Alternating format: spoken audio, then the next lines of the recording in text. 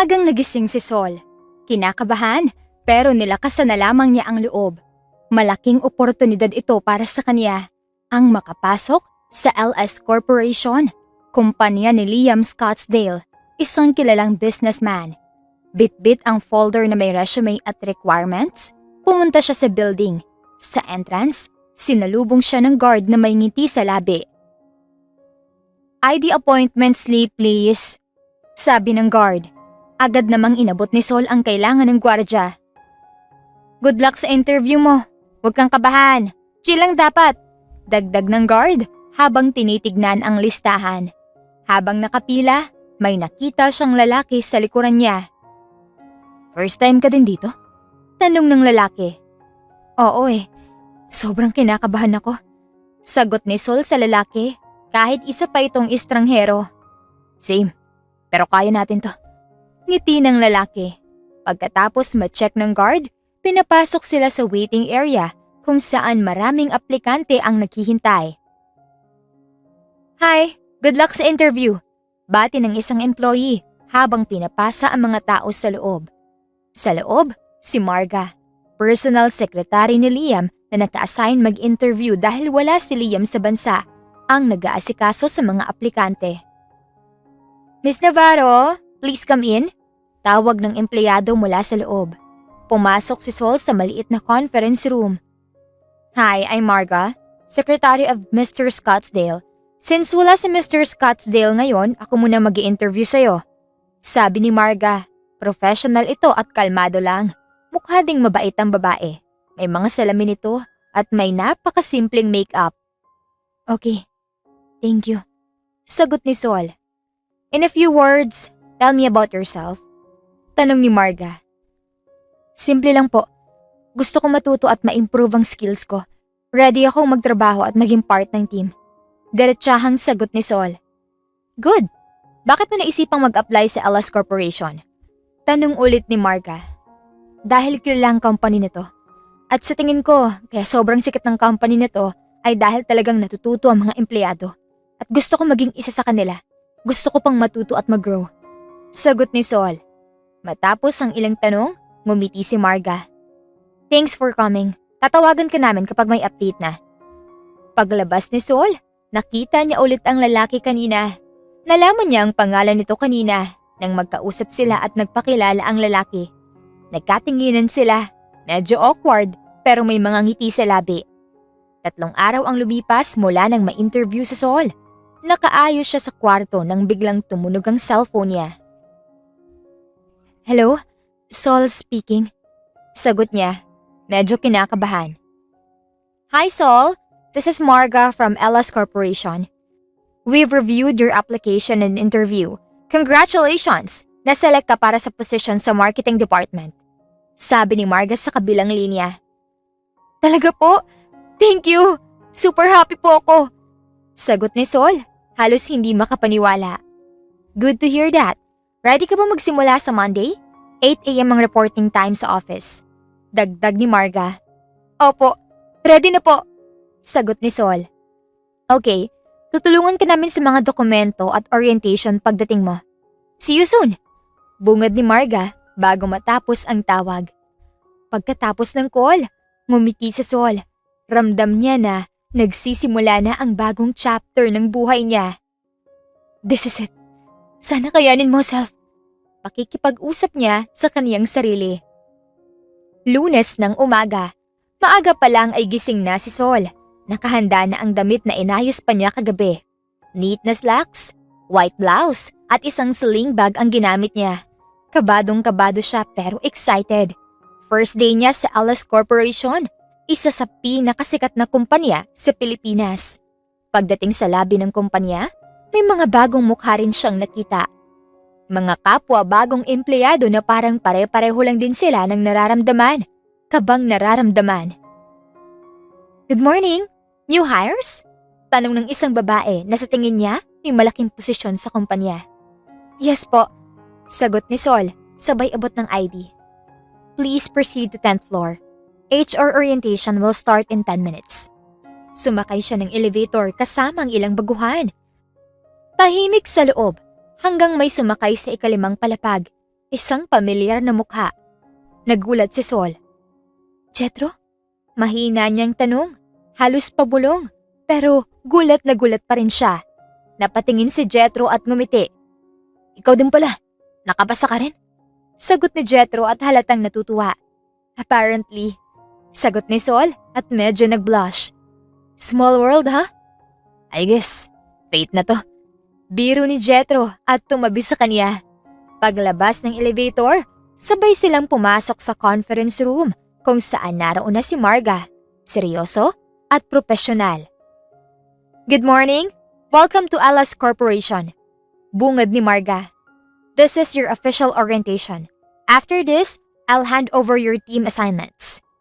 Habang nakaupo si Sol, hindi niya mapigilang mapangiti. Hindi niya inakala na sa unang hakbang niya papunta sa bagong buhay, may kakilala na agad siyang makakasama. Pagkatapos ng orientation, inabutan sila ni Marga ng team assignment sheets. Heto ang mga team assignments niyo, sabi ni Marga habang pinapasa ang mga papel. Nang makuha ni Sol, ay binasa niya ang pangalan niya kung saang team siya naka-assigned. Assigned siya sa marketing team kasama si Jetro. Looks like magkakasama talaga tayo. Napangiti si Jetro. Oo nga eh, sagot ni Sol. Medyo nag-aalangan, ngunit may saya sa dibdib dahil may kilala siyang makakasama. Sa kanilang unang team meeting, ipinakilala sila ng team leader at binigyan ng overview tungkol sa proyekto. Habang nagmi-meeting, unti-unting bumaba ang kaba ni Sol. Nakita niya kung gaano kaseryoso si Jetro. Walang bahid ng kaba sa pagitan nila. Ang seryoso ko ata sobra. Hindi kita nakausap habang nagmi-meeting. Sorry. Pulong ni Jetro sa dalaga. Tumango si Sol. Ano ka ba? Okay lang. Trabaho to. Kailangan muna natin maging professional. Sagot ni Sol at ngumiti kay Jetro. Matapos ng meeting, lumabas silang magkasama ni Jetro. Salamat sa tissue kanina. Buti may dala ka. Kung hindi nakakahiya pa sa ibang empleyado kanina. Sabi ni Sol. Wala nga naman. Basta sabihin mo lang kung may kailangan ka. Sagot ni Jetro nang may ngiti. Sa araw na yon, unti-unting nabuo ang kanilang respeto at malalim na samahan.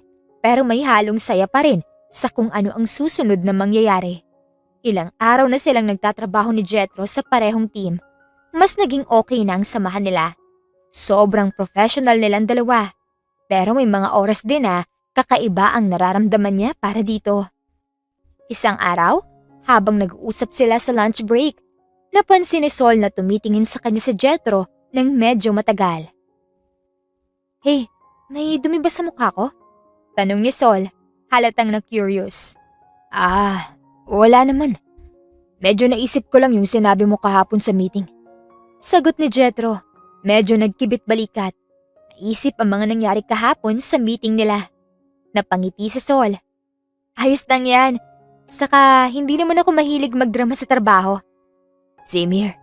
Sagot ni Jetro at nagsip ng kape. Hindi nila namalayan. May konting tinginan na palang nagaganap sa kanilang dalawa. Tapos, sabay silang tumawa. Sa maliit na sandaling yon, parang unti-unti nang namumuo ang samahan nila. Para kay Sol, unti-unti na siyang nahuhulog sa lalaki. Kahit pa ilang linggo pa lang silang magkakilala. Pero ayaw niya muna magtiwala sa kahit na sino ngayon. Habang nasa opisina si Sol at abala sa pagtatrabaho, biglang lumitaw ang system notifications sa kanilang mga screen. All employees, please proceed to the main conference room. There will be a general announcement. Nagkatinginan sila ni Jetro. May meeting ba dapat ngayon? Tanong ni Sol. Wala sa schedule ko. Sagot ni Jetro, sabay tayo. Sumabay sila sa ibang empleyado papunta sa conference room. Pagdating doon, naroon na si Marga sa harap. Hawak ang isang clipboard at may kasamang isa pang HR staff. Good morning everyone, panimula ni Marga. This will be quick. As part of your onboarding and to maintain a professional environment, we're reminding everyone about our standard workplace policies. Tahimik ang buong room habang nagsasalita si Marga. Diretso at walang paligoy-ligoy ang boses nito. First, we uphold professionalism at all times, whether in or outside the office. Social media posts related to work must go through HR approval. Second, avoid office gossip and internal conflicts. Nagkatinginan ng ilan pero walang nagsalita. Lastly, dagdag ni Marga habang tumitingin sa paligid. LS Corporation has a strict policy against romantic relationships within the same department. We believe this could lead to distractions or conflicts of interest, especially in collaborative tasks. Bahagyang kumunot ang noo ni Sol. Napatingin siya kay Jethro na agad namang umiwas ng tingin at bahagyang napakamot sa batok. Hindi naman tayo. Bulong ni Jethro pero natigilan din. Exactly. Bulong din ni Sol, sabay iwas ng tingin kahit medyo natatawa siya sa reaksyon ni Jethro. Any violation of these rules may lead to HR intervention or reassignment. We appreciate your cooperation. Pagtatapos ni Marga. Pagkatapos ng meeting, palabas na sila ng conference room. Sol, bulong ni Jethro habang naglalakad sila. Parang higpit, no? Oo nga. Pero gets ko rin naman. Mahirap kapag nadadala ang feeling sa trabaho. Sagot ni Sol at kunwari walang pake. Right. Pero friends tayo, di ba? Tanong ni Jethro, sabay ngiti. Friends. Professional friends. Sagot ni Sol, sabay taas ng kilay at tawa. Pero kahit sinabi ni Jethro na friends, hindi maipaliwanag ni Sol kung bakit biglang bumilis ang tibok ng puso niya sa simpleng ngiti nito. Biyernes ng gabi, kakaalis silang ng ibang empleyado nang mapansin ni Sol na si Jethro ay naiwan pa rin. Siya lang din ang natira sa department nila. Di ka pa uwi? Tanong ni Sol habang nagliligpit. Tinatapos ko lang to. Sagot ni Jethro, sabay turo sa laptop. Ikaw? Same. Ayoko kasi ng tambak next week. Nagtawanan sila. Ilang minuto pa, halos sabay silang natapos. Gusto mo mag-dinner? Tanong ni Jethro at malambot na ngumiti. Wala lang. Reward after ng buong linggong pagtatrabaho. Nag-isip sandali si Sol, pero ngumiti rin. Sige na nga, gutom na rin ako. Pagpayag ni Sol at sabay na silang naglakad palabas ni Jethro para sumakay ng taxi. Pumunta sila sa isang tahimik na Japanese resto, medyo malapit lang din sa opisina. Pagkaupo nila, agad nilang tinignan ang menu. Tingin ko, kailangan kong umorder ng ramen na may extra spice. Sabi ni Sol. Wow, stress level 10. Tukso ni Jethro. Mga 11 actually. Pabirong sambit ni Sol na ikinangiti ni Jethro. Habang kumakain, napansin ni Sol na panay ang tawa niya sa mga kwento ni Jethro. Lahat ng simpleng bagay, nagiging interesado si Sol kapag si Jethro ang nagkukwento at mas lalo siyang natutuwa kapag si Jethro ang tumatawa sa jokes niya. Kahit pa mga corny ang jokes niya at walang sense. Paglabas nila ng resto, malamig na hangin ang sumalubong sa kanila. Maya-maya pa, biglang tumigil sa paglalakad si Jethro. Wait, sabi ni Jethro. Lumingon si Sol at may pagtataka sa mga mukha. Bakit? Wala. Gusto ko lang sulitin to. Yung gabi na wala tayong iniisip na policy, o rules, o trabaho. Hindi alam ni Sol kung ano ang isasagot, pero ngumiti lang siya at tumingin sa langit. Ganda ng gabi, no? Sagot ni Jethro. Pero mas gusto ko kung may kasamang ikaw. Biglang natawa si Sol. Sabay batok kay Jethro. Corny mo talaga. Pero kahit anong pilit niyang itago, hindi maalis ang ngiti sa labi niya. At habang naglalakad silang dalawa para sumakay sa taxi, magkadikit ang balikat nila at kakaiba ang nararamdaman ni Sol para doon. At ganun din si Jethro. Pagkaumagahan, nagkita uli sina Sol at Jethro sa isang resto. Ang aga mo ha? Tukso ni Sol habang inaabot ang cold brew na inorder ni Jethro para sa kanya. Gusto lang kita makita. Sagot ni Jethro, sabay tingin kay Sol ng seryoso. Napatahimik si Sol. Biglang hindi na niya alam kung anong isasagot. Naglakad sila palabas ng resto. Bit-bit ang kape.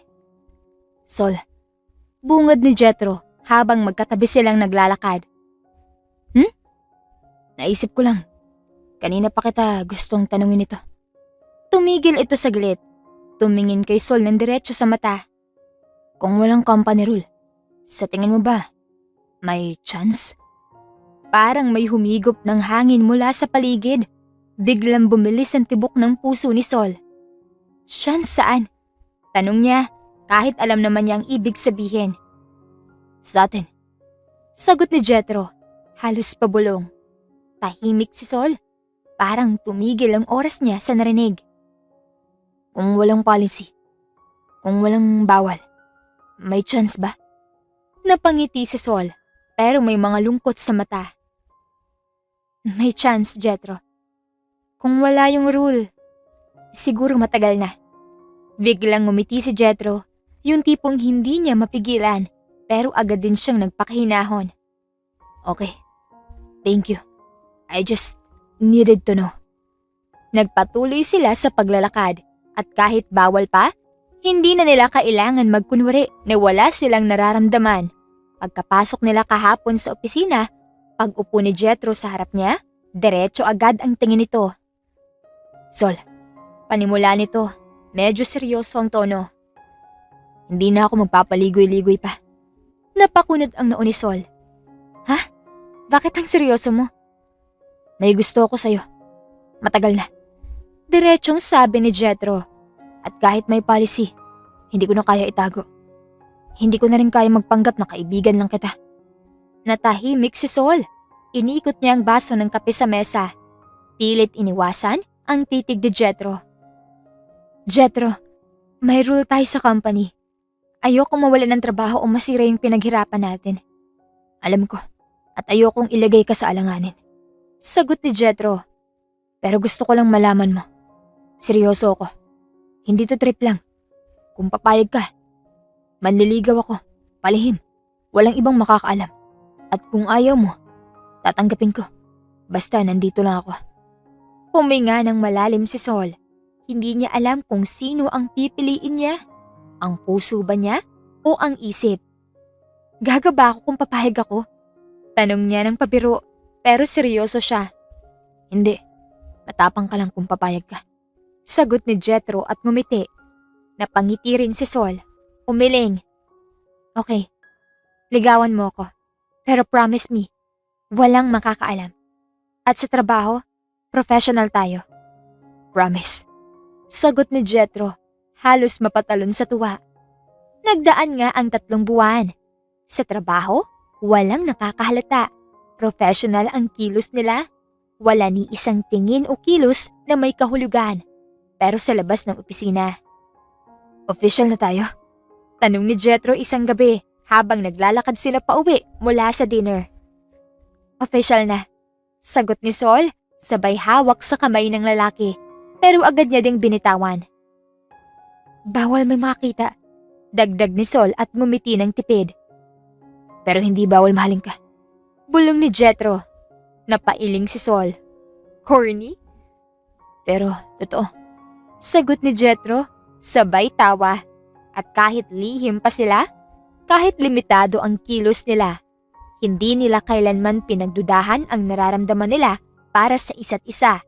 Sa isang linggo, habang pauwi na si Sol mula sa opisina, nag-text si Jethro. Nakita kita sa pantry kanina, pero di kita masyadong nakausap. Miss na kita. Napangiti si Sol.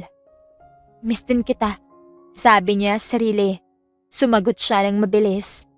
Ako rin, pero bawal pa tayo magkasama openly. Okay lang. Ang mahalaga sa akin, magkasama naman tayo. Nagkakatinginan sila sa office hallway minsan, sabay ngiti, na para bang sila lang dalawa ang nasa hallway. Nag-coffee break si Jethro at nagdala ng paborito ni Sol na mocha latte. Tahimik na inilapag sa tabi ni Sol. Alam mo talagang favorite ko Kinikilig na sambit ni Sol. Siyempre, hindi ko makakalimutan ang paborito mo. Sagot ni Jethro na may konting kilig sa mga mata. Biglang tumunog ang elevator. Lahat ng empleyado nakaabang sa lobby. Maayos ang pila ng bawat isa. Tahimik din ang paligid. Pagbukas ng pinto, bumungad ang isang matangkad na lalaking nakaitim na suit. Matipuno ang katawan. Seryoso ang mukha at malalim ang titig. Welcome back, Sir Liam. Bati ni Marga habang nagpalakpakan ng ilang empleyado bilang pag-welcome dito. Bahagyang tumango si Liam. Thank you. Maikling tugon ng lalaki bago diretsyong pumasok sa building at dumiretso sa kaniyang opisina. Walang kahit na anong dagdag na salita. Makalipas ang ilang oras, madilim na ang ibang opisina. Kakaunti na lang ang ilaw at halos wala ng tao. Lumapit si Marga kay Sol na abala pa rin sa laptop. Sol? Tawag ni Marga sa mahinahong boses. Mr. Scottsdale has just assigned a special project. He wants you to work with him, directly. Napalingon si Sol, kita ang gulat sa mukha. Ha? Ako? Yes, he requested you specifically. You're doing well at napansin niya yon. Dahil nakakarating pa rin sa kanya ang mga nangyayari dito kahit wala siya. He would like to speak with you now. He's in his office. Okay po. Itinaas ni Marga ang magkabila nitong kilay bago nagsalita. You don't have to use po. Just be professional, alright? Agad namang tumango si Sol. Okay. Thank you. Good. You may go now. Tumayo si Sol habang hawak ang isang matigas na papel. Habang palapit sa opisina ni Liam, kabado siya pero pinakalma niya na lang ang sarili.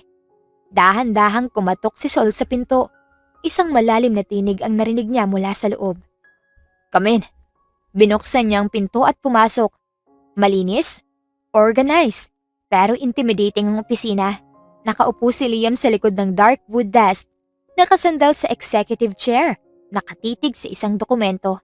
Hindi pa rin ito tumitingin kay Sol. Sit. Utos nito nang hindi man lang siya nililingon. Umupo si Sol sa upuang nasa tapat ng desk. Hawak pa rin ng isang matigas na papel. Ang tanging maririnig ay ang ticking ng wall clock at wala ng iba pa. Maya-maya pa, ay binaba ni Liam ang hawak at tumingin sa kanya ng tuwid. Direkta, malamig. You've been performing well. Sabi nito nang walang kaano-anong emosyon sa mga mata. Nagulat si Sol pero tinago niya ito. Thank you po, sir. Napapikit si Liam at nagsalita. Drop the po. Just be concise. Opo, yes sir. Nagtagal ang tingin ni Liam sa kanya bago muling nagsalita. I'll be handling a high priority campaign. I need someone to work with me directly. Marga suggested you. I agreed. Tumikim si Sol at nagsalita. Anong klaseng project yan, sir? You'll find out soon. For now, be ready to adjust. The deadlines will be tight. Meetings can happen anytime. You'll report directly to me, not through your current supervisor. Napakurap si Sol. Understood. Tumitig lang si Liam sa kanya ng matagal. Parang minimemorize nito ang bawat parte ng katawan niya. You can go. Tumayo si Sol, bahagyang yumuko. Thank you, sir. Paglabas niya sa opisina, saka lang siya huminga ng malalim. Ano ba to? Parang nasa corporate K-drama. Bulong niya sa sarili habang naglalakad palayo. Hindi makapaniwalang magiging project partner niya ang malamig at intimidating na CEO. Agad na inayos si Sol ang mga gamit niya para umuwi dahil halos konti na lang silang nandun. Sumakay siya sa taxi pauwi sa apartment niya. Pagka-uwi, ginawa ni Sol ang night routine niya bago humiga sa kama at mabilis na nakatulog. Nang magising siya, inuna niyang mag-agahan, pagkatapos ay naligo at mabilis na nagbihis. Nang makarating sa company, binati niya ang guard doon na mabilis lang niyang naging close. Lumapit agad si Jethro, bit-bit ang mug niya. Oh, Miss Basie, hindi ka na nagparamdam kagabi. Napatingin si Sol at ngumiti lang ng kaunti. Sorry, may late meeting kasi ako with the CEO. Napataas ang kilay ni Jethro. CEO? As in the Liam Scottsdale? Tumango si Sol. Yap, siya nga. Wait, bakit kayo nag-meeting? Tanong ni Jethro at umupo sa tabi niya. May mali ba sa department natin? Umiling si Sol. Nope. Actually, he picked me for a high priority campaign. Ako raw ang gusto niyang makatulong. Diretso akong magre-report sa kanya. Napanganga si Jethro. Wow, Sol, that's huge. That's big deal. Pressure nga eh. Sagot ni Sol, sabay ngiti ng pilit. Pero hinawakan ni Jethro ang kamay niya sandali, bahagyang pinisil. Hey, malambing nitong sabi. You got this. Alam ko kung gaano ka kagaling. Kaya mo yan. Kahit pa si Mr. CEO pang kaharap mo araw-araw. Ngumiti na ng totoo si Sol. Thanks, Jethro. Pero huwag mo kong kakalimutan ha. Pabirong sabi ni Jethro. Pag sumikat ka na, huwag mo kong i-friendzone. Natawa si Sol. Tanga, hindi nga tayo public tapos friendzone agad. Tsaka baliw ka ba? Tayo na kaya? Baka matipuhan ka ni boss. Mahihirapan na akong sumingit. Bulong ni Jethro nang nakangisi. Biro ni Sol. Kung ako pang matipuhan niya, dapat ikaw ang kabahan. Hindi ako natatakot. Sagot ni Jethro, sabay kindat. Kasi ako lang ang may hawak ng kilig at puso mo ngayon. Sabi ni Jethro at hininaan ang huling sinabi dahil baka may makarinig. Nagpaalam na si Sol kay Jethro dahil pupunta pa siya sa opisina ni Liam. Nalungkot si Jethro pero pumayag na lang din. Maingat na kumatok si Sol sa pinto. Hindi nagtagal, narinig niya ang malamig na boses ni Liam. Come in. Pagpasok niya, naabutan niyang nakatayo si Liam sa tabi ng malaking whiteboard. Hawak ang marker at parang may sinusulat. Nakaroll up ang sleeves ng barong niya. Kita ang matitipunong braso, pero nandun pa rin ang malamig na aura. Nang mapansin siya, tumangulang ito. Good. You're on time. Maikling sabi nito. Yes, sir. Tumangulang si Liam, sabay turo sa upuang nasa tapat ng mesa. Sit down. Let's get this done. Umupo si Sol at binuksan ang makapal na papel na parang libro. Tahimik lang si Liam habang binubuksan ang isang folder. Tapos, inislide ito kay Sol. Here's the initial brief. It's a brand campaign for an international client. Malaki to, so I expect full focus. Binuklat ni Sol ang laman ng folder. Binabasa niya to habang tumatango-tango. I'll need your ideas by Friday. Presentations next week. Okay lang ba sa'yo ang tight deadlines? Tanong ni Liam. Malamig pa rin ang tono, pero medyo mas malambot na. Yes, sir. I can manage. Napatingin si Liam sa kanya. Tumagal ang tingin niya. Hindi niya namalayang natitigilan na siya habang pinapanood si Sol na nagbabasa. She's calm and confident. Interesting.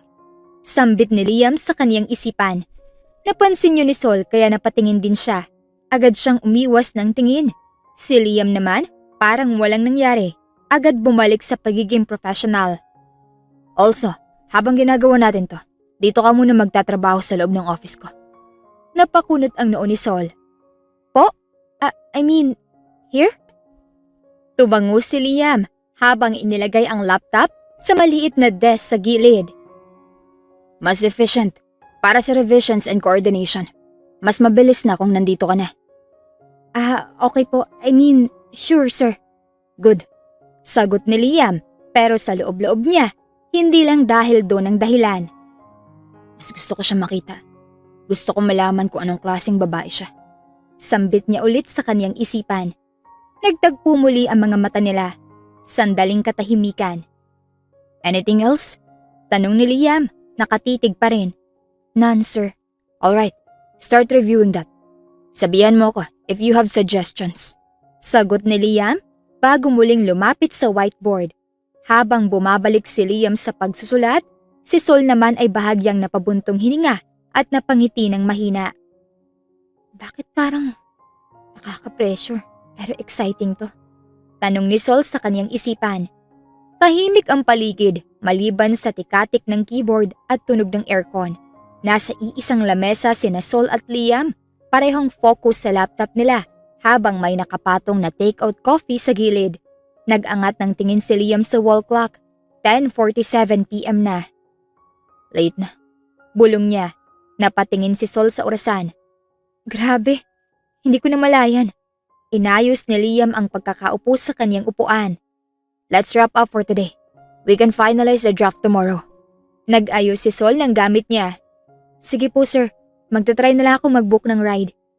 Tumayo si Liam. Don't bother, I'll take you home. Napatingin si Sol sa kanya. Medyo nagulat. Ay nako, no need sir, kaya ko naman po. Itinaas ni Liam ang kaniyang mga kilay. Sol, it's late. It's my job to make sure my employees are safe. Napatingin lang si Sol sa mesa. Parang nasaktan si Sol nang sinabi nitong employees sa hindi niya malamang dahilan. Right.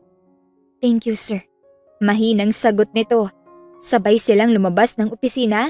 Sa loob ng elevator, tahimik pa rin. Si Liam, matikas lang na nakatayo sa gilid. Si Sol naman, nilalaro ng daliri ang strap ng bag niya. Pagdating sa labas ng building, binuksan ni Liam ang pinto ng kotse para kay Sol. Nagpasalamat si Sol at pumasok. Sa buong biyahe, halos wala silang imikan, maliban sa music sa background. Pagdating sa tapat ng inuupahan ni Sol, bumaba siya agad. Thank you again, sir, sabi ni Sol at medyo awkward na ngumiti. Tumango si Liam. Get some rest. I'll see you tomorrow. Pagharap niya papasok, naramdaman niyang nakatingin pa si Liam pero hindi siya lumingon. Pagkabukas ng pinto, agad siyang huminga ng malalim. Nagtanggal ng heels, iniwan sa gilid at dumiretso sa kwarto. Kinuha niya ang cellphone at tinawagan ng mga magulang. Ma, pa, okay lang po ko. Opo, medyo late lang nakauwi. May project kasi kami ng boss ko. Opo, good night din po. Pagkababa ng tawag, sandaling tumahimik si Sol. Maya-maya, nag-type ng message. To Jethro. Hey, di ka pumasok kanina. Okay ka lang? Tanong ni Sol sa mensahe kay Jethro. Matagal bago niya pindutin ang send. Pero sa huli, na-send din niya. Hindi niya na binanggit ang tungkol kay Liam. It's nothing. Wala lang yun. Pakikipag-usap nito sa kanyang sarili na parang baliw. Pero sa dibdib niya, may unting tibok na hindi niya maintindihan. Hindi na lang niya inisip ang nangyari. Mabilis na nakatulog si Sol dahil sa pagod. Nakatayo si Liam sa malawak na office niya, nakamasid sa city view sa likod ng malalaking glass wall. Kasama niyang isang lalaki. Kaibigan niya mula pa lang ng mga bata pa sila. Si Liam, medyo seryoso pero may halong saya. Alam mo, sa dami ng tao sa company, she's the only one who makes my heart beat. Hindi ko maintindihan kung bakit, pero every time na nakikita ko siya, parang yung puso ko tumatakbo. Tumawa ng bahagya ang kaibigan ni Liam na si Elmo. Grabe bad, ang corny mo. Pero sino siya? Akmang magsasalita si Liam pero biglang pumasok si Sol sa office, dala ang mga files. Make some coffee, Sol. Sambit ni Liam sa malumanay na boses. Pagkaalis ni Sol, agad na nagsalita ang kaibigan ni Liam. So, siya pala yun. Nice taste, Liam. She has a good body and maganda siya. Don't get any ideas. Seryosong sambit ni Liam. Si Sol ay nakaupo sa harap ng laptop. Pagod na siya pero tinatagan na lang niya ang sarili. Nasa tabi niya mga dokumento na kailangan tapusin. Pumikit siya saglit para pahupain ang sakit ng ulo. Kapag natapos ko to, may time na talaga ako kay Jethro. Bulong ni Sol para walang makarinig. Tumunog ang cellphone ni Sol sa gitna ng kanyang pagtatrabaho. Mensahe mula kay Jethro. Kumusta ka na? Late na ulit. Ingat ka. Mauuna na ulit ako umuwi. Sambit ni Jethro sa mensahe. Ngumiti si Sol at sumagot. Miss na kita, Jethro. Ingat sa pag-uwi. Balik niyang sagot sa mensahe ng kanyang nobyo. Naglalakad na palabas si Sol nang makita niyang nakatayo si Jethro malapit sa gate. Akala niya umuwi na ito pero inaantay pala siya sa labas. Bakit nandito ka pa? Akala ko umuwi ka na. Gulat na tanong nito. Gusto kitang antayin eh. Miss na kita. Kung alam mo lang. Naglalambing na sabi ni Jethro at niyakap si Sol. Dapat nauna ka nang umuwi. Nag-antay ka pa tuloy ng matagal sa akin. Sambit ni Sol at niyakap pabalik ang nobyo. Kumalas sa pagkakayakap si Sol bago nagsalita. Uwi na tayo. Sure akong pagod ka nakakaantay. Maaga pa tayo bukas. Malungmanay na sambit ni Sol at ngumiti. Sumang-ayon na lang si Jethro at sabay silang sumakay sa taxi pa uwi. Kinabukasan sa kumpanya, nagulat si Liam nang makita si Sol at Jethro na magkasama sa hallway. Magkalapit ang dalawa at mukhang sobrang close. Hindi niya na ito tinawag o nilapitan. Nakayuko ang ulo niya at ang kamay ay nakakuyom ang kamao. Pagkapasok ni Liam sa kanyang opisina, ipinatawag niya si Sol sa kanyang sekretarya. Si Sol ay nakatayo sa harap ng desk ni Liam. Hindi niya alam, pero medyo kinakabahan siya. Cold ang aura ni Liam habang nakatingin pagkapasok niya. "What's your relationship with that guy? Jethro, I think?" Bungad na tanong ni Liam. "Sir, gusto ko po sanang linawin. Hindi po kami ni Jethro. Magkaibigan lang po kami." Bahagyang napapikit si Liam, huminga ng malalim, pagkatapos ay tumingin ng diretso kay Sol. "Talagang wala? Walang iba?" Sambit ni Liam at mahihimigan ng selos sa boses. Hindi makagalaw si Sol. Nagulat siya sa biglaang tanong ng lalaki. Lumapit si Liam, dahan-dahang hinawakan ng braso ni Sol. Tahimik lang si Sol, hawak-hawak ang sarili niya. Biglang hinalikan ni Liam si Sol sa mga labi, matagal at malumanay. "Sir?" Gulat na sambit ni Sol at parang nawawala na sa sarili. Tumayo si Liam, bahagyang nakangiti at may ngisi sa labi. "Gusto kong malinaw yan, para wala ng problema sa trabaho." Huminga ng malalim si Sol. Gulat na gulat siya, pero may konting saya sa puso niya at hindi niya malaman kung bakit. Isang linggo matapos ang mainit-init na tagpo kay Liam, balik sa normal na araw si Sol. Abala siya sa pag-aayos ng reports at email. Nakatutok siya sa laptop nang pumasok sa opisina ang bagong empleyado. Isang babaeng may maayos na postura. Mapula ang labi. "Hi! Good morning!" Masiglang bati ng babae habang nakasmile, pero may halong yabang ang tono. Tumango ang HR assistant. "Guys, this is Veron. Siya ang bagong assign sa marketing. Please make her feel welcome." Napalingon si Jethro na noon ay nakikipag-usap sa ilang staff. Tinignan niya si Veron mula ulo hanggang paa at agad na lumapit. "Hi, Veron, right?" Sambit ni Jethro. "I'm Jethro. Ako usually nag-orient ng bagong salta rito. If you need help, just let me know." Ngumiti si Veron. "Oh wow! Agad-agad may tour guide na ako.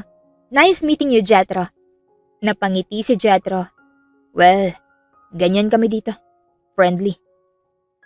Sa di kalayuan, napansin ni Sol ang pag-uusap ng dalawa. Tahimik lang siya, pero bahagyang kumunot ang noo. Hindi dahil nagsiselo siya, kundi dahil parang may kakaibang dating ang babae. Hindi naman siya pamilyar kay Veron, pero may nararamdaman siyang hindi niya maipaliwanag. Habang lumilipas ang mga araw, laging nakikitang magkasama si Veron at Jethro. Sa pantry, sa elevator, sa meetings, lagi silang magkatabi. Hanggang isang hapon, habang nagbibilang si Sol ng inventory, lumapit sa kanya si Veron, may bit-bit na milk tea. "Hi, Sol, right?" Bati ni Veron. "Narinig ko, friend ba daw si Jethro?" Napatingin si Sol. Oo. Matagal na rin kaming magkaibigan." Pagsisinungaling nito. "Nice! Siya agad ang una naging kaklose ko rito." Sagot ni Veron. Habang inaabot ang extra milk tea. "Sabi niya sobrang bait mo raw. So I thought baka pwede kitang maging kaibigan din. Para hindi ako outsider." Ngumiti si Sol kahit nag-aalangan pa rin. "Thanks. Hindi ka naman outsider. Madali ka naman pakisamahan." "Good to know. Kasi syempre mahirap din kung may awkwardness, diba? Lalo na kung close tayo sa parehong tao." Parang peking sambit ni Veron. Hindi sumagot si Sol. Ininom niya ang milk tea habang nakatingin lang kay Veron. Ramdam niya ang pagiging off ng babae, pero pinilit niyang huwag maging bastos. Sa mga sumunod na araw, madalas sa si Veron ang kasama ni Jethro. Si Sol, tahimik lang. Hindi naman siya nagrereklamo. Pero hindi niya maitago ang onting lungkot sa mga mata niya. Habang naglalakad palabas ng pantry, biglang lumapit si Veron mula sa likod at pinalo si Sol sa puwet. "Ang seryoso mo palagi! Relax ka lang!" Sabay tawa ni Veron. Nagulat si Sol. Napalingon agad siya at medyo na-offend. Pero ngumiti na lang siya para hindi lumaki ang issue. "Sorry ha, I'm just playful. Hope di ka na-offend." Sabi ni Veron na may kindat. Okay lang." Pilit na sagot ni Sol. Kinagabihan, habang nasa kwarto si Sol, binuksan niya ang chat nila ni Jethro. Hindi siya nag-message. Tinignan lang niya ang mga lumang convo nila, mga tawanan, lambingan at simpleng kwentuhan. Napansin niya, kakaiba na ang dating ng reply ni Jethro ngayon. Madalang na lang at maikli. Wala na ang dati nitong lambing. Hawak ang cellphone, napabuntong hininga si Sol. Nagbabago na nga yata lahat. Bulong niya sa sarili at pinilit na makatulog. Maagang dumating si Sol sa opisina. Suot niyang simpleng puting blouse na may light blue stripes at itim na slacks. Wala siyang makeup pero pinilit niyang ayusin ang sarili kahit kulang sa tulog. Bit-bit ang laptop at ilang kopya ng campaign proposal na halos tinulugan niya na kagabi. Nagpapasalamat siya at nawala ulit bigla ang boss niya. May pinuntahang bansa dahil may problema daw. Kaya nagkaroon pa siya ng maraming oras para matapos ang ipinapagawa sa kanyang campaign project ni Liam. Ngayon ay nakabalik na ito, kaya inagahan niya ang pasok. Kumatok siya sa pinto ng opisina ni Liam. "Come in." Mahinahon pero malamig na boses sa sambit ni Liam. Sanay na siya sa pagiging malamig nito. Pagpasok niya, nakita niyang nakatalikod si Liam. Hawak ang tablet habang may bukas na file sa screen. Pagkakita sa kanya, bahagya itong tumango at tumayo. "Good morning po, sir." Bati ni Sol. Medyo nanginginig pa ang boses. "Morning. Ready ka na?" Tanong ni Liam habang nakaupo. "Yes, I'll be presenting the campaign for SparkTech Global." Inilagay niya ang laptop sa mesa, kinonekta sa screen at lumabas ang title slide. Stimulate Innovation, a global campaign for SparkTech. So ito yung overall concept ng campaign. Ang goal natin ay hindi lang basta ibenta yung products nila. Gusto natin makita sila bilang global innovation partner, yung may mas malalim na purpose kumbaga. Tahimik lang si Liam na nakikinig at nakatitig lang sa screen. Nag-click si Sol sa next slide. Target audience natin is Gen Z professionals, especially yung nasa Europe and Southeast Asia. Based sa insights, parang hindi sila masyadong engaged sa current branding ng SparkTech. Medyo dated na kasi yung messaging nila. Sa visuals, gumamit ako ng bold colors, then mostly human-centered shots. Yung parang di lang tech pero may emotion din. Napansin ni Sol na bahagyang kumunot ang noo ni Liam habang tinitignan ang next slide. Agad siyang kinabahan. Sir, for messaging naman, instead of technical terms, ginawa naming relatable, mas grounded. Gumawa rin kami ng slogan, Tech with Soul. Simple lang, gusto natin na kapag nakita ng audience, mararamdaman nilang may pusong technology nila. Next slide naman ay ang huling bahagi ng presentation. Kumpleto ito with digital strategy, may social media plan, influencer tie-ups at localized content para sa iba't ibang region. Tumigil si Sol sandali at tumingin kay Liam. "That's the campaign, sir. I'm open for feedback or suggestions." Tumayo si Liam. Lumapit sa screen at tinignan muli ang visuals. Kinakabahan si Sol habang ginagawa yun ni Liam. Hawak niya ang remote sa kamay.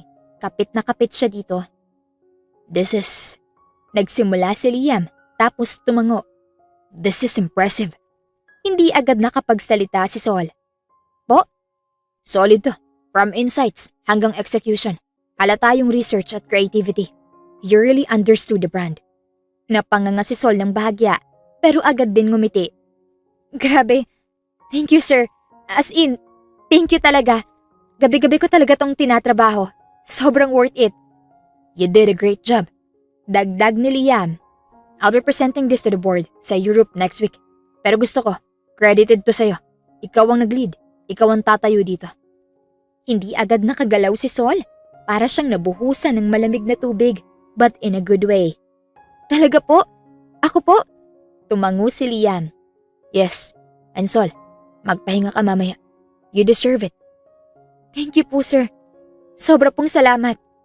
Paglabas niya ng opisina, saglit siyang huminto sa hallway. Tumingala, tapos pinikit ang mga mata. Hindi ko makapaniwala.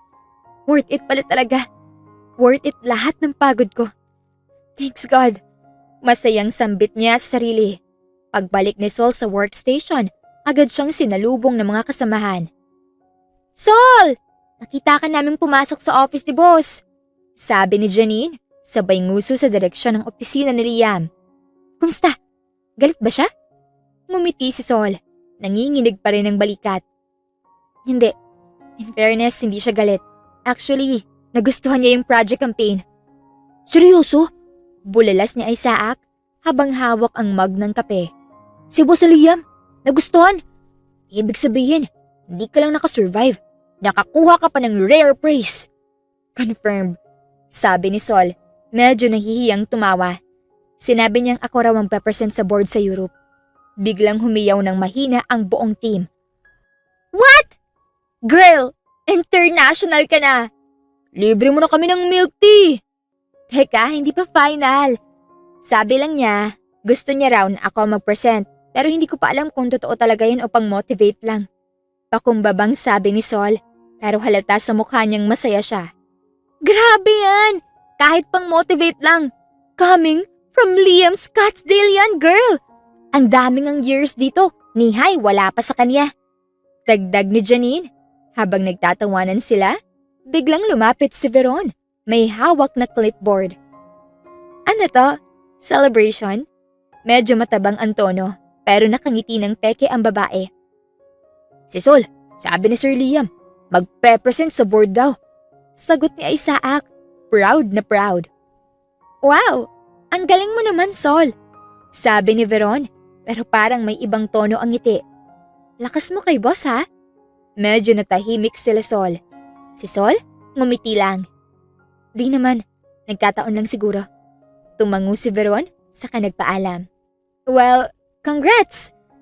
See you sa meeting later. Nang makaalis ito, napatingin si Janine kay Sol. Ewan ko parang may ibang vibe si girl lately. Ngumiti lang si Sol, pero sa loob-loob niya, may kakaibang kutob rin siya. Iba ang pakiramdam niya kay Veron. Suot ni Sol ang simpleng black jeans. Wala siyang makeup, pero pulido ang ayos niya. First time niyang lumipad papuntang Europe at hindi ito bakasyon. Big deal to at isang importante. Bitbit niya ang laptop at folder ng campaign materials. Habalik-balik ang basa niya sa notes kahit kabisado na niya. Sol, napalingon siya. Nakatayo si Liam sa may entrance ng business class lounge. Suot ang dark gray coat. Sir, mabilis siyang lumapit. Sorry po kung medyo nalate ako. Relax, maaga pa tayo. Putol ni Liam, diretso ang tingin. Tara, pumila na tayo. Habang nasa pila, nakaramdam si Sol ng bahagyang kaba. Hindi lang dahil sa presentation, kundi dahil sa katotohanang magkasama sila ni Liam sa isang biyahe na sila lang. Sa boarding area, nagtabi sila sa upuan. Tahimik si Liam habang nagbabasa ng magazines. Si Sol, pilit na kumukuha ng lakas ng loob. Sir, gusto ko lang po magpasalamat ulit. Mahinang sabi niya, for trusting me with this presentation. Hindi siya agad sinagot ni Liam. Maya-maya, pinaba nito ang magazines at tumingin kay Sol. Hindi ko to ibibigay sa'yo kung hindi mo kayang dalhin. Don't thank me. Deserve mo to. Napayuko si Sol at pinipigilang ngumiti. Pag-akyat sa eroplano, magkatabi sila sa upuan. Nang naka-seatbelt na, napansin niyang pinikit ni Liam ang mata niya sandali. Tulad ng dati, tahimik, kalmado, parang walang effort ang kagwapuhan nito kahit pa wala itong pinapakitang kahit anong emosyon. Si Sol, pinilit matulog pero ang puso niya gising na gising. Pagkapasok sa hotel nang makarating sila sa Europe, hindi na halos nakaimik si Sol. Malinis at malamig ang paligid. Hindi sobrang sosyal pero halatang maayos at nalilinisan araw-araw. Separate rooms, sabi ni Liam kay Sol habang inaabot ang card. Room 706. I'll be in 708 if you need anything. Thank you, sir. Mahinang sagot ni Sol. Pagpasok niya sa kwarto, agad siyang nahiga sa kama. Pero hindi pa rin matahimik ang isip niya. Kinuha niya ang phone at nag-type ng message. Hey, nakalipad na kami. Nasa hotel na rin kami. May presentation na bukas. Good night, Jet. Aniya sa mensaheng sinend niya kay Jetro. Sinend niya ito kay Jetro. Pagkalipas ng ilang segundo, sinin agad siya ng lalaki. Pero walang reply. Tumitig siya sa screen ng ilang minuto. Di-refresh niya ang message at tumingin sa orasan. Siguro busy. Bulong niya sa sarili. Pero hindi niya mapigilang makaramdam ng lungkot. Kinuha niya ang laptop, sinubukang balikan ang slides, pero lutang na ang isip niya. Ilang beses niyang binuksan ang messenger. hoping na may reply si Jethro. Pero wala pa rin. Hindi naman siya dating ganito, diba? Malungkot na tanong ni Sol sa sarili. Pakalipas ang halos 1 oras, dumapa na lang siya sa kama. Diyakap ang unan. Unti-unting pumikit ang mga mata niya. Dalang halong kaba para sa presentation at tahimik na tanong sa puso kung bakit parang paunti-unti nang lumalayo sa kanya si Jethro. Maagang nagising si Sol. Kahit halos wala siyang tulog. Pagbukas niya ng phone, may isang message lang galing kay Jethro. Okay. Good luck. Malamig na message nito. Napalunok si Sol.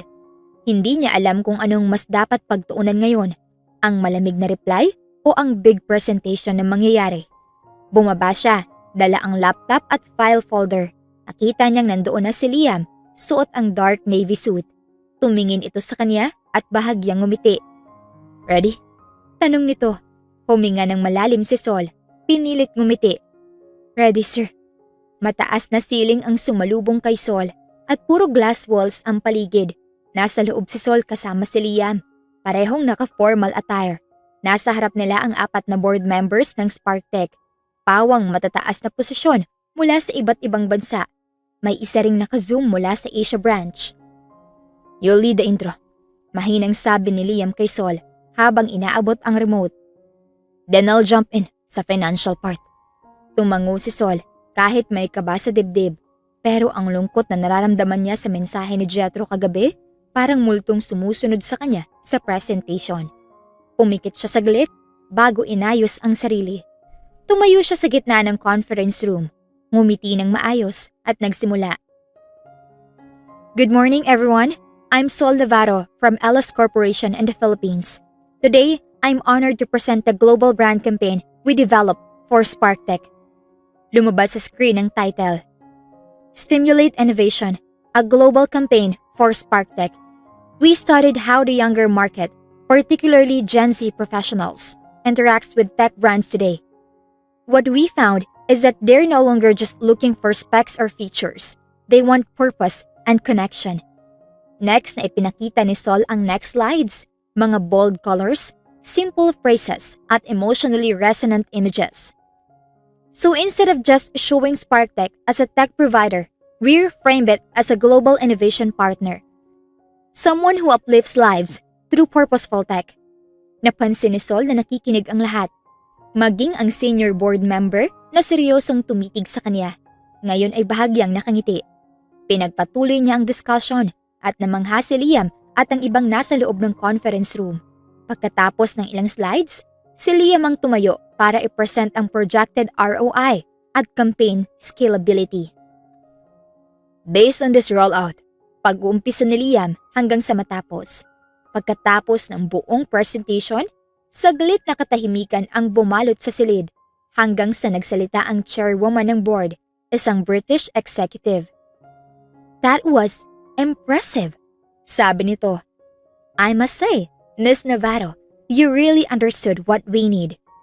Ngumiti si Sol, bahagyang nagulat. Thank you po. Thank you. Paglabas nila ni Liam, biglang bumuntong hininga si Sol. Grabe, bulong niya. Nakalusot tayo. Hindi lang lusot, sagot ni Liam, nakatingin sa kanya. You killed it in there. Nagkatinginan sila saglit. Si Sol, medyo nagulat sa tono ng pananalita ni Liam, pero ngumiti lang siya. Salamat, sir. Tumingin sa relo si Liam. We have the rest of the day. Gusto mo mag-lunch? Napatigil si Sol. Saglit siyang tumingin sa phone niya. Still, no message from Jethro. Tumango siya kahit may bigat pa rin sa dibdib. Sige, gutom na rin ako. Masayang sambit ni Sol. Pumunta sila sa malapit na restaurant at kumain. Pagkatapos kumain, naglibot pa sila doon. Nilibot siya ni Liam sa kung saan-saan. Nang sumapit ang gabi, umuwi na sila para magpahinga dahil flight na nila bukas pauwi ng Pilipinas. Pagkalapag ng eroplano, hindi pa rin mapawi ang bigat sa dibdib ni Sol. Gising siya buong biyahe. Kahit gaano kaganda ang naging presentation, kahit gaano kabait si Liam noong lunch nila sa Europe, at kahit saan-saan sila pumunta, isa lang ang hindi mawala sa isip niya, si Jethro. Nang makuha na nila ang mga luggage, saglit siyang tumingin kay Liam. Thank you ulit sir, sa lahat. Tumangulang si Liam. Get some rest, Sol. See you on Monday. Pag alis nito, agad niyang binuksan ng phone. Mga message galing sa mga katrabaho niya. Kinongrats si Sol ng mga ito. Pero wala pa ring text si Jethro. Hanggang sa may biglang nag-notif na chat. Si Jethro yun. Pwede ba tayo mag-usap? Face to face, tonight. Napalunok si Sol. Alam niyang may kakaibang mangyayari. Walang emoji, walang sweetness ang chat ni Jethro. Dumating si Sol na medyo nangangatal ang kamay. Kahit hindi malamig. Hawak ang maliit na sling bag. Tumigil siya sa harap ng mesa kung saan nakaupo si Jethro. May coffee sa harap nito. Hindi nito niyayaya si Sol na umorder. Hey, mahinang bati ni Sol. Hey, balik ni Jethro. Walang halik, walang yakap, walang kahit na anong kaswitan. Ano to?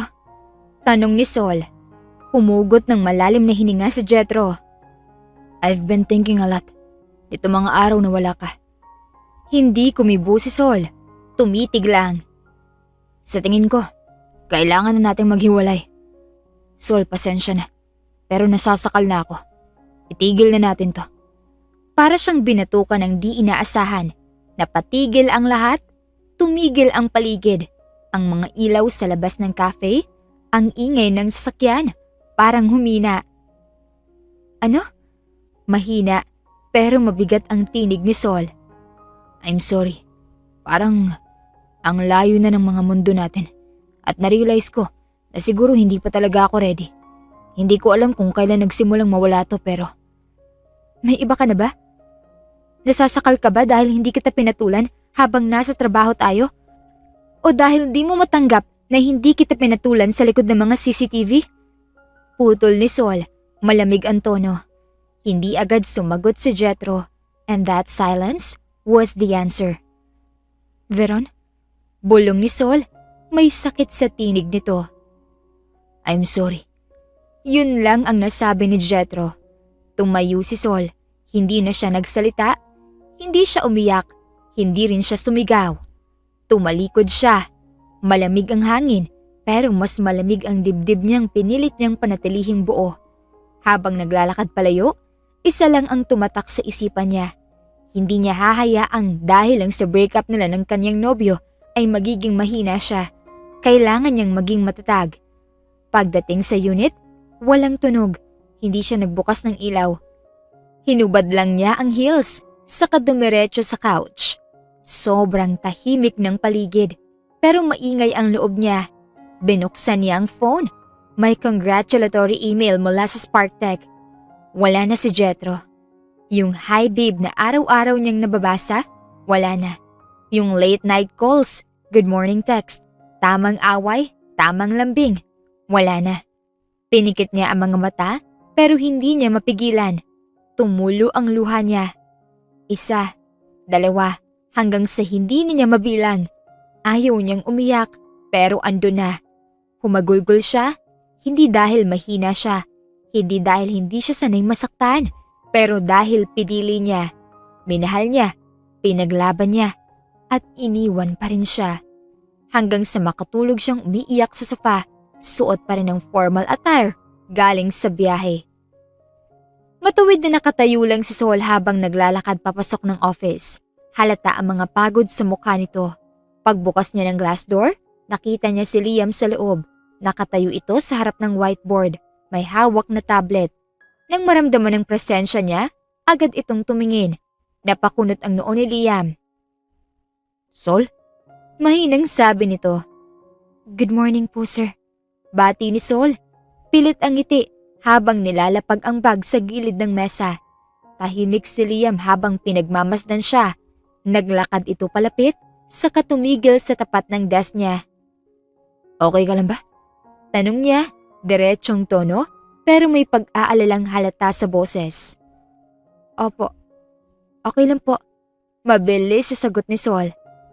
Jetlag lang siguro. Hindi agad umalis si Liam. Tumingin ito sa kanya ng tahimik at mapanuri. Namumugto mata mo. Natigilan si Sol. Agad siyang umiwas ng tingin. Late lang ako nakatulog. Tumango lang si Liam. Hindi na siya nagtanong pa. Kung kailangan mo ng pahinga o break, just tell me. Tumango lang si Sol pero halatang pinipigil ang luha. Binuksan niya ang laptop at nagkunwaring may inaayos. I'd rather work, sir. Alam mo, Sol, you did great. Pero hindi lang trabaho ang mahalaga. Don't forget to take care of yourself. Sambit ni Liam sa likuran ni Sol. Ngumiti si Sol ng bahagya pero hindi na nagsalita. Sa loob niya, parang mas lalo niyang naramdaman na hindi lang siya nagkulang bilang girlfriend pero pati sa sarili. Papalabas si Sol mula sa restroom. Hawak pa ang maliit na tissue habang tinatakpan ng bahagyang pamumugto ng mata. Tahimik ang paligid habang naglalakad siya pabalik sa office ni Liam. Pero habang papaliko siya sa hallway, napahinto siya. Sa may sulok ng lounge area, nakita niya si Jethro at Veron na magkalapit. Halos magkayakap habang tila may binubulong si Veron sa tenga ni Jethro. Nakatawa ito at si Jethro naman ay nakatingin lang pero hindi umaatras. Maya-maya pa, lumapit pa si Veron at halos magdikit na ang labi nila. Parang tumigil ang mundo ni Sol. Nabitawan niya ang tissue sa kamay niya pero hindi siya gumalaw. Hindi siya nakapagsalita. Hindi siya makapikit. Hanggang sa mapansin siya ni Veron. Agad kumalas ito at tinulak palayo si Jethro. Kunwaring ayos lang. Tumayo siya ng diretso at ngumiti ng pilit. Matapang, mapanghamon. Well, simula ni Veron habang hinahawi ang buhok niya. Nakita mo naman ang kailangan mo, di ba? Hindi nakasagot si Sol. Lumapit si Veron kay Jethro at hinila ito palayo. Hawak sa braso. Let's go, babe. Hindi natin kailangan magpaliwanag. Saglit lang tumingin si Jethro kay Sol. Walang emosyon, walang kahit anong paliwanag. Tumalikod na rin ito at sumama kay Veron. Naiwan si Sol sa hallway. Unti-unting bumagsak ang luha niya pero agad din niya itong pinunasan. Isang malalim na buntong hininga ang pinakawalan niya bago tumalikod. Nilakasan ang loob at bumalik sa office ni Liam na parang walang nangyari. Mula nang makabalik si Sol, tila naging routine na ang sakit. Sa mga araw na dumadaan siya sa hallway patungo sa boardroom, madalas niyang makita sina Jethro at Veron nakatayo sa mga lugar na alam niyang walang CCTV.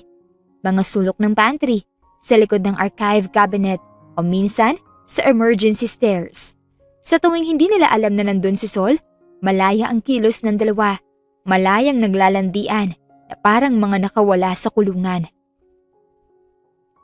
Pero kapag napansin nilang dumaan si Sol, biglang iaayos ni Veron ang suot, aatras si Jethro at biglang may maririnig na kunwaring pag-uusap tungkol sa trabaho.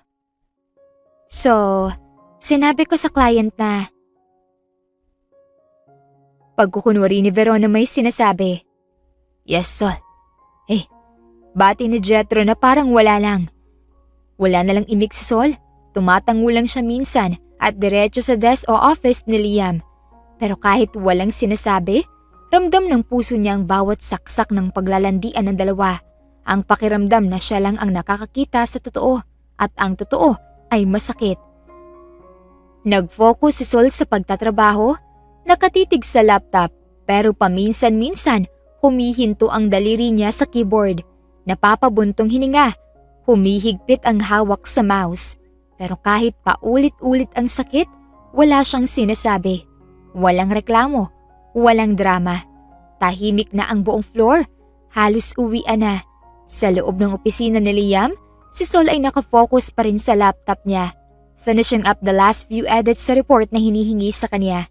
Pumasok si Liam, hawak ang tablet, pero napahinto sa tapat ng desk ni Sol. Still working? Tanong niya, kasual lang pero may bahagyang ngiti.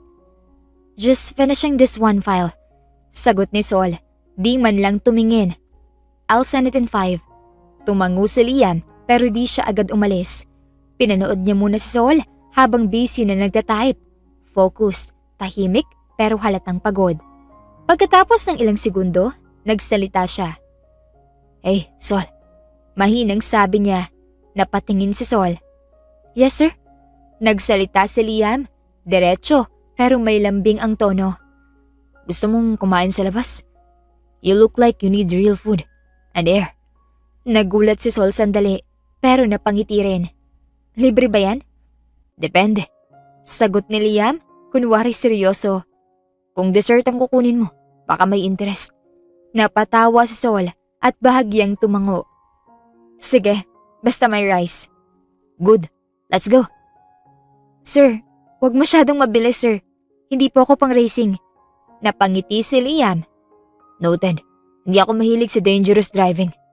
Pumasok na si Sol sa kotse, pero bago niya isara ang pinto, saglit siyang huminga ng malalim. At habang umaandar sila palabas ng parking lot, wala pa siyang ideya na may mga matang nakatingin sa kanila. Mga matang hindi natuwa sa nakita. Nang makarating, umorder na silang dalawa.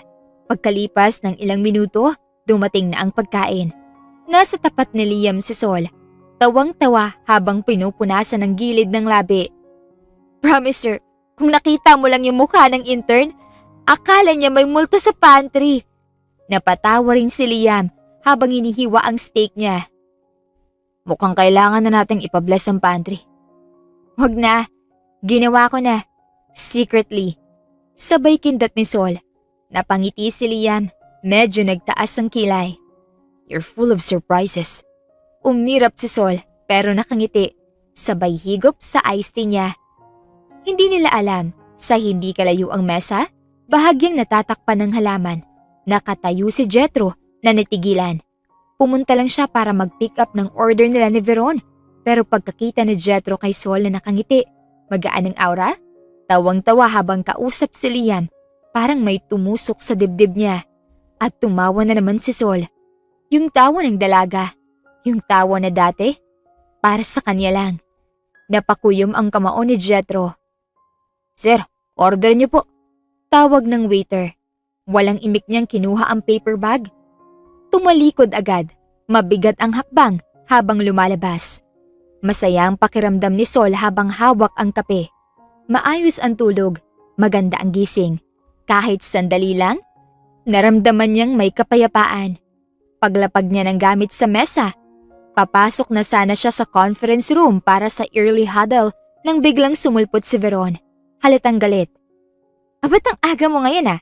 Naghahabol ng puntos kay boss? Napatigil si Sol. Tinapunan niya ito ng tingin, pero pinili niyang wag patulan. Hindi ako nagpapapuntos, Veron.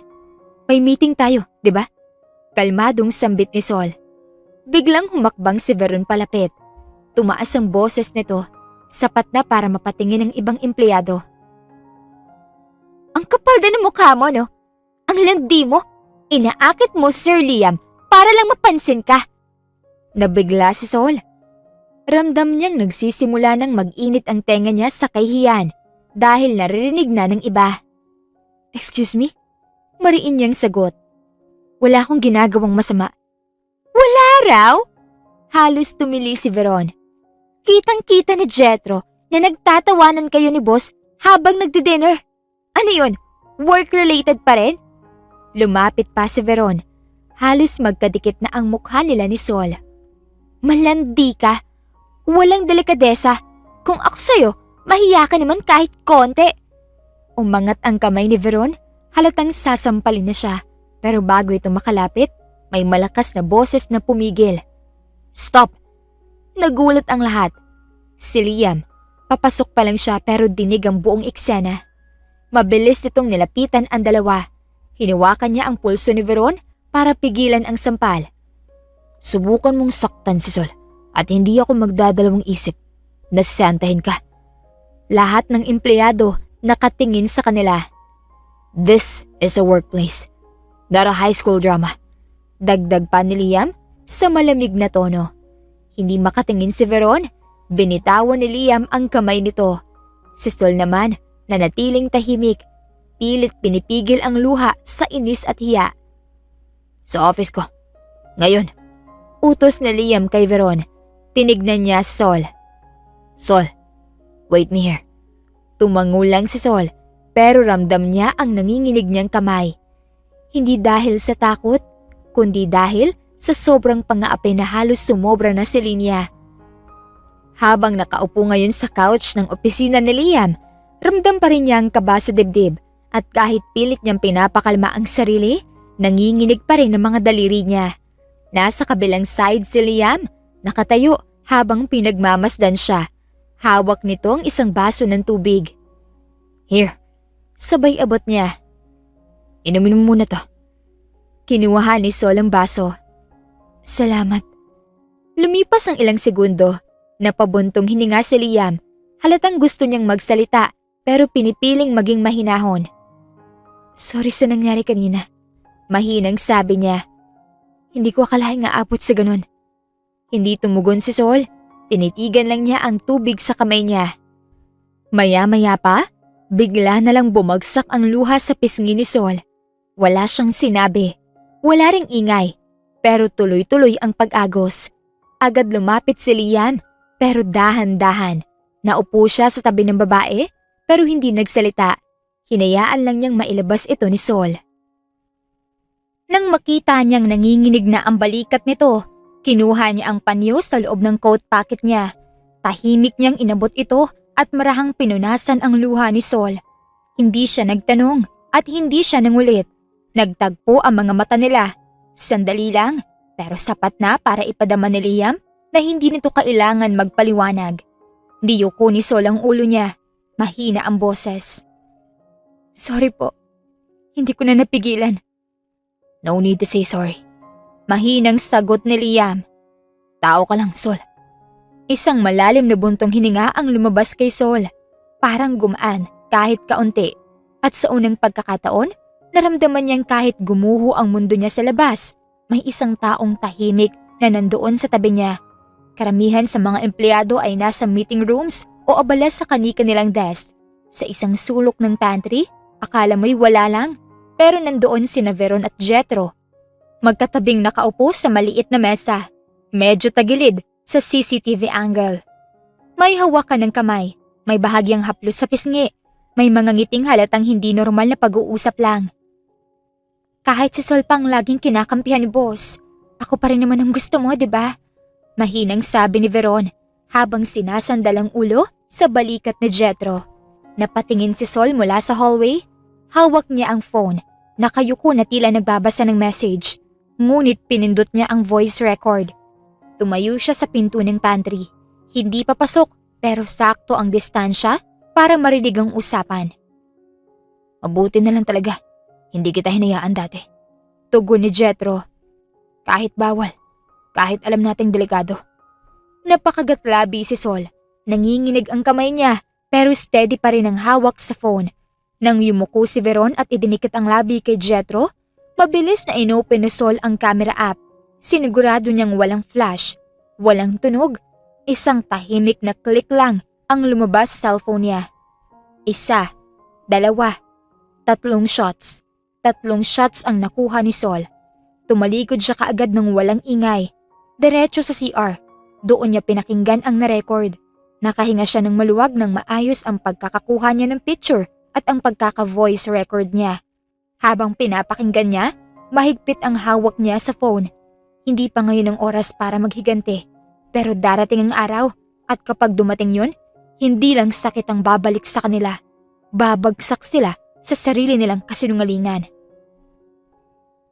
Magkaharap ngayon sina Sol at Veron sa hallway malapit sa break area. Walang ibang tao. Magka-level ang tinginan. Masyadong tuso ang ngiti ni Veron. "Aba, parang ang saya mo ngayon ah." Simula ni Veron, nakapamewang. "Iba talagang glow kapag laging kasama si boss, no? Effective ang pa-cute mo." Hindi na kagaya ng dati si Sol. Ngayon, diretsong tingin. Walang takot sa mga mukha. "Kung pa-cute yun para sa'yo, maybe that says more about how low your standards are." Sagot ni Sol. Kalmado pero matalim. Napangiwi si Veron. Halatang tinamaan. "Excuse me?" "Eh di dumaan ka." Tugon ni Sol. "Kung sa tingin mo, kada babae ay aangat sa buhay kung makikipaglandi lang sa mas mayaman, then I pity you, Veron. Because clearly, isa lang ang alam mong paraan para yumaman. Hindi mo kayang magsikap." Saglit na katahimikan. Nanigas ang panga ni Veron. at nanatiling nakatingin kay Sol. Dumating si Jethro, hawak ang isang folder. Narinig nito ang huling linya na sinabi ni Sol. Sol! Tawag ni Jethro. Malakas ang boses. Bakit mo sinasabi yan kay Veron? Wala kang karapatang pagsabihan siya ng ganyan. Humigpit ang hawak ni Sol sa folder sa dibdib niya, pero hindi siya umurong. Hinarap niya si Jethro ng buong tapang. So ngayon ka lang naglalakas ang loob lumapit sa akin? Madiing tanong ni Sol. Wala akong karapatang saktan siya? Paano yung sakit na binigay niyo sa akin araw-araw habang pinapanood ko kayong dalawa? Nagulat si Jethro, pero hindi agad nakasagot. Napatitig lang siya kay Sol, na sa wakas ay hindi na umiwas. Hindi ako tanga, Jethro. At wag mo akong pagsabihan kung anong gusto kong sabihin o gawin sa isang taong nanakit sa akin. Lumingon si Sol kay Veron at binigyan niya ito ng malamig na tingin. Sa susunod na madumi ka makipaglaro, siguraduhin mo munang malinis ka. Huling sambit ni Sol at iniwan ang dalawa. Isang araw ang lumipas simula nung nangyari ang tagpong yon. Naglalakad ngayon si Sol upang kuhain ang kailangang i-check. Habang papalapit siya sa stockroom, narinig niya ang pabulong pero klarong usapan ni Veron at Jethro. Agad na nag-voice record si Sol. Babe, alam mong hindi ko rin to ginusto. Pero buntis ako. 1 week pa lang pero sigurado ako. Ikaw lang naman ang kasama ko, di ba? Mahinang pagsasalita ni Veron. Shh! Baka may makarinig. Sambit ni Jethro sa mahina ding boses. Napahinto si Sol. Nanlaki ang mata at napalunok. Mabilis siyang umatras ng kaunti at nagtago sa gilid. Halos hindi siya humihinga. Ang importante, walang makakaalam. Lalo na yung si Sol. Baka kung ano pang gawin ng malanding yun. Napakuyom ang kamao ni Sol. Tiwala ka sa akin, okay? Hindi ako papayag na masira to. Mabilis na umalis ang dalawa at saka lang nakagalaw si Sol. Nanginginig ang kamay niya habang hinugot ang cellphone at nag-record ng voice note. Buntis ka pala, Veron. Interesting. Maagang pumasok si Sol.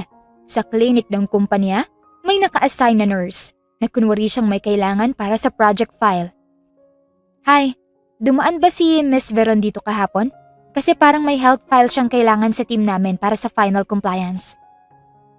Oo, nagpa-check siya. Pero confidential yon. Sagot ng nurse. Sige, naiintindihan ko. Kailangan ko lang talaga ng resibo or confirmation. Kahit yung ultrasound file lang. May clearance form naman akong ipapasa after. Pagkatapos ng ilang pakiusap at dahil kilala rin si Sol bilang team leader, ibinigay ng nurse ang isang scanned copy ng ultrasound na may pangalan ni Veron. Pasensya na, Veron, pero di ako papayag na akong masira habang kayong tahimik na nagsisinungaling. Maaga pa lang ay puno na ang conference room. Naroon si Liam, seryoso ang mukha habang nagbabasa ng summary files. Si Jethro at Veron magkatabi at palihim na magkahawak kamay sa ilalim ng mesa. Next presenter, Miss Sol Navarro for the internal campaign strategy. Tumayo si Sol. Dala ang remote at ang laptop. Diretso ang likod, malamig ang mukha. Tumitig saglit kay Liam bago nagsimula. Magandang umaga sa lahat. Ang presentation ko ngayon ay hindi lang tungkol sa campaign. Ito ay tungkol sa katotohanan. Napatingin ang lahat sa kanya. Si Veron ay nagtaas ng kilay. Si Jethro ganun din. Sa isang kumpanyang katulad natin, may mga patakaran tayong dapat sinusunod. Lumabas ang mga litrato ni Jethro at Veron. Magkahawak kamay sa hallway, naghahalikan sa may storage room, magkasama sa labas. Bulungan ang namayani sa loob ng office. Si Veron, namutla. Si Jethro, parang gustong lumubog sa kinaupuan. Alam kong may mga magtataka kung bakit ko to ipinapakita, pero hayaan niyo magpaliwanag ako. Sunod na slide ay yung voice recording. Babe, buntis ako. 1 week pa lang. Shh! Baka may makarinig. Lalo na yung si Sol. Mas lalong lumalim ang katahimikan. Ibinuka ni Veron ang bibig pero walang masabi. Next slide ay ang ultrasound image. May pangalan ni Veron. May petsa. At para mas malinaw pa, ito ang medical result. Ang kapal na mukha mo! Pati medical record ko! Wala kang karapatan! Nanggagalaiting sigaw ni Veron. Wala ba talaga? paano naman ang karapatan ko at ng kumpanyang to? Habang kayo abala sa harutan, ako at ang ibang miyembro ng team nagsusumika para sa proyekto. Tumingin si Sol kay Liam. At kung sakaling tanungin niyo rin ako, oo, naging kami ni Jethro. Pero never kaming naglandian sa opisina. Never namin ginawang eksenang personal na buhay namin. We kept things professional dahil mas mahalaga ang trabaho. Bakit mo kailangan ilabas to lahat? Gusto mo lang manira. Sambit ni Jethro at galit na tumayo. Hindi ako naninira. Dapat lang sa inyo yan. Matigas sa sambit ni Sol. Marga, bring this to HR immediately. Effective today. Sususpindihin si Veron at paiimbestigahan si Jethro. Security, please escort him out. Lumapit ang dalawang security guard. Walang imik sina Jethro at Veron habang lumalabas. Si Veron ay umiiyak. Si Jethro ay nakayuko. Marami ang natamemes sa mga nalaman. May ilan na bulungan. Pero walang gustong lumapit kay Sol.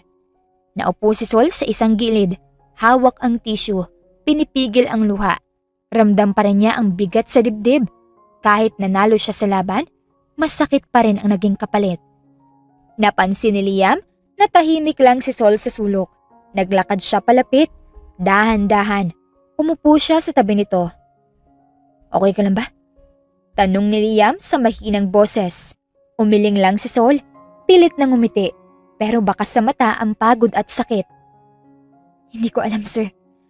Parang kahit tama yung ginawa ko, ang bigat pa rin.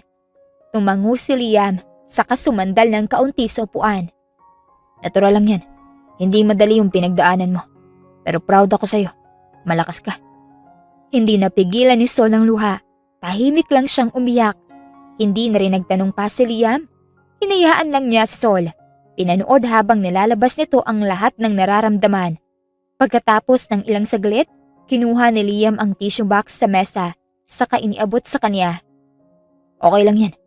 Umiiyak ka ngayon, pero alam kong kaya mong tumayo ulit. Napatingin si Sol sa kanya, bagamat may luha pa rin sa mga mata. May kaunting ngiti sa labi. Salamat, sir. Sobrang salamat. Tumango si Liam, saka tumingin sa kanya ng diretsahan.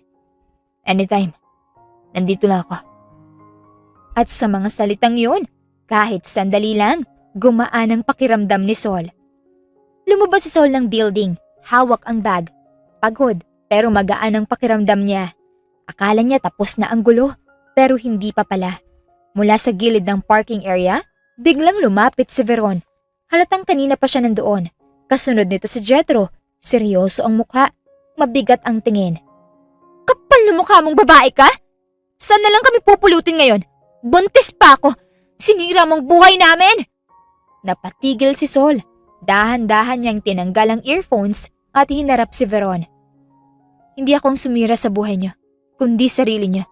Kung hindi niyo lang pinairal ang kakatihan, hindi sana mangyayari yan. Inangat ni Veron ang kamay, mukhang sasampalin siya. Mabuti na lamang at napigilan niya. Oh well, good luck. Mapalaki niyo sana ng maayos ang magiging anak niyo. At hindi maging makate katulad ng mga magulang niya. Sol, wala kang karapatang sabihin yan. Sigaw ni Jethro na nasa likuran ni Veron. Akma itong lalapit nang may biglang sumingit. Kapag may nangyaring masama sa kanya, kahit isang dampi lang Jethro at Veron, ako mismo ang magpapasampa ng kaso at sisiguraduhin kong wala kayong ibang mapupuntahan kundi kulungan. Napatigil si Jethro. Si Veron nanatiling nakatitig kay Sol habang nanginginig sa galit. Tara na, pag-aaya ni Liam. Hindi na lumingon si Sol, nakasunod lang siya kay Liam habang naiwan ang dalawa sa dilim. Galit, talo at tuluyang bumagsak ang mga mukha. Walang ginagawa si Sol habang nakaupo sa passenger seat. Si Liam nagmamaneho ng marahan. Paminsan-minsan lang sumusulyap sa dalaga. Hindi na sila nag-usap kanina pagkatapos ng gulo. Nilingon ni Sol ang lalaki. Sir, pwede akong magtanong? Pagsagot nito. Bakit mo ako laging pinagtatanggol? Hindi makasagot si Liam. Sa halip, dahan-dahan niyang tinihit ang manibela at naghanap ng lugar para huminto. Nang makaparada sa isang tahimik na bahagi, pinatay niya ang makina. Alam mo, Hindi ko naman to plano noon. Pero simula nung makita kita sa kumpanya, napansin na agad kita. Sambit ni Liam at tumigil sa pagsasalita. Matapang ka. Tahimik pero may prinsipyo. Tapos kahit ilang beses ka nang nasaktan, nagtatrabaho ka pa rin na parang walang nangyari. Hindi mo siguro napansin pero matagal na akong may gusto sa'yo. Nanlaki ang mata ni Sol. Napatitig siya sa mga kamay niya. Hindi alam ang isasagot. Sir, hindi ko alam kung anong isasagot. Ang dami ko pa ring iniisip. Ang dami ko pang sakit sa dibdib. Halos pabulong na lang nasambit ni Sol. Tumango lang si Liam. Alam ko, at hindi kita pipilitin. Hindi rin ako aalis.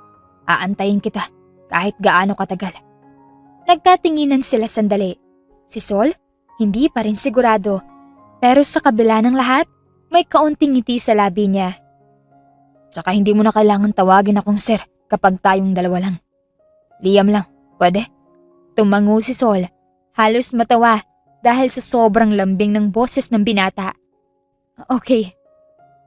Liam, sambit ni Sol na parang bata. Kinabukasan, pagkatapos ng lunch break, tinawag ni Liam ang lahat ng employees sa conference room. Akala ng lahat may emergency meeting o bagong project na naman. Tahimik ang lahat habang hinihintay si Liam na magsalita. Tumikim ito bago nagsimula. May gusto lang akong sabihin, para klaro sa lahat. Nagkatinginan ng mga empleyado, naghihintay ng announcement. Gusto kong ligawan, si Sol Navarro. Biglang may mga munting hiyawan at bulungan sa paligid. Napayuko si Sol sa kaba. Nanginginig pa ang mga kamay niya habang nakaupo sa dulo ng mesa. Kung sakaling makita niyo kaming magkasama, lumalabas, nagkakape, o kahit anong chismis worthy para sa inyo, wag na wag niyo kaming pag-uusapan. I don't tolerate gossip in this company. Kung sino mang lumabag dyan, automatic tanggal sa trabaho. Walang nagsalita kahit sino hanggang sa nagsalita ang isa sa mga senior staff, si Brian.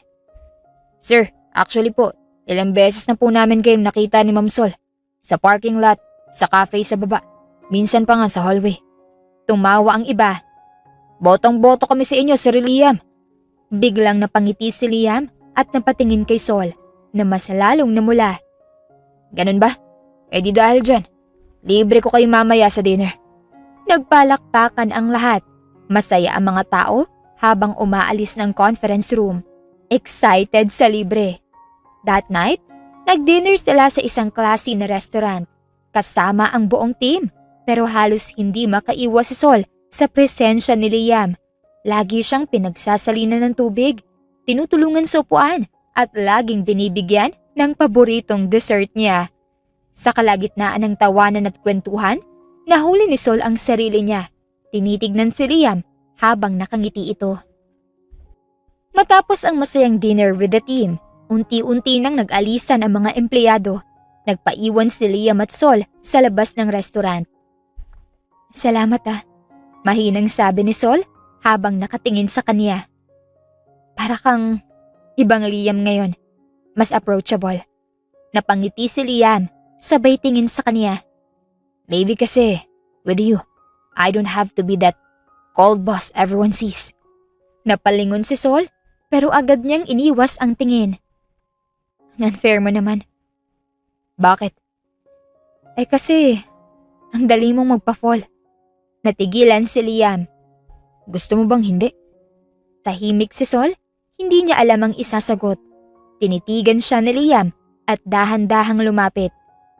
Sol, alam kong risk to. Lalo na sa trabaho. Pero gusto kong maging totoo. With you, hindi bilang boss, kundi bilang ako.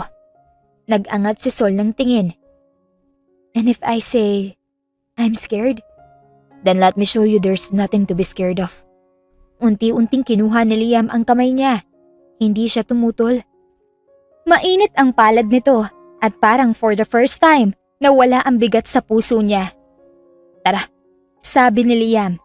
Drive kita pa uwi. Habang nasa loob ng kotse, malamig ang hangin pero mainit ang atmosphere. Walang halikan, walang yakapan. Ramdam na ramdam ni Sol ang pagmamahal ng binata. Pagkababa niya sa tapat ng apartment niya, pinuksan ni Liam ang bintana Text me when you're safe inside, okay? Ngumiti si Sol. Okay. Liam? Thanks for tonight. I think, nahuhulog na nga talaga ako. Napangiti si Liam na parang bata. Then let me catch you. Pagkababa ni Sol sa kotse, sinulyapan niya ulit si Liam. Nakangiti pa rin ito habang naghihintay na makitang ligtas siyang makapasok. Kumaway siya bago tuluyang pumasok sa building. Pagbukas niya ng pinto sa apartment, bumungad ang dalawang pamilyar na boses. Anak? Halos mabitawan ni Sol ang bag niya. Mama? Papa? Mabilis siyang lumapit at niyakap ang dalawa. Mahigpit, hindi niya alam kung maiiyak ba siya sa tuwa o sa gulat. Anong ginagawa niyo dito? Tanong niya habang nakayakap pa rin sa kanila. Surprise! Sabay na sagot ng parents niya, may kasamang halakhak. Alam naman naming matagal mo na kaming gustong makita, kaya kami nandito ngayon. Grabe kayo, naiiyak ako. Ani Sol, sabay hagik-gik habang pinupunasan ang mata. Kumusta ka na anak? Tanong ng ama niya, hawak pa rin ang balikat niya. Nagkakagulo kami kanina kasi sabi ng guard, may naghatid daw sa'yo. Guwapo raw. Namula si Sol. Pa naman? Singit ng nanay niya. May nagpapakilig na sa anak ko. Ma, pa, kumain na ba kayo? Pag-iwas niya pero hindi mapigilan ang ngiti. Umupo silang tatlo sa sofa habang kinukwento niya ang dinner with her team at very light lang na part tungkol kay Liam. Habang nagkukwento, napansin ni Sol ang saya sa bahay. Tahimik ito palagi pero ngayon, puno ng halakhak at kwentuhan. Niyakap niya ulit ang mga magulang niya. That night, habang nakahiga sa kama niya, hawak ang phone. Tenext niya si Liam. I'm home. Safe and happy. Thank you, Liam. Ilang segundo lang, may reply na agad. I'm glad. You deserve happiness, Sol. Sleep tight. Napangiti si Sol bago pumikit. Parang ang bigat na laging nasa dibdib niya, unti-unting gumagaan. Habang naglalatag si Sol ng merienda sa maliit na dining table, hindi niya mapigilang mapangiti. Parang ang tagal kong hindi nakakaupo ng ganito kasama kayo. Anak, ikaw ang laging busy. Kahit tawag ang hirap mong makausap. Biro ng nanay niya habang nagbubukas ng juice. Sorry na ma. Ngumiti si Sol. Pero ngayon, dito kayo. Kaya sulit to.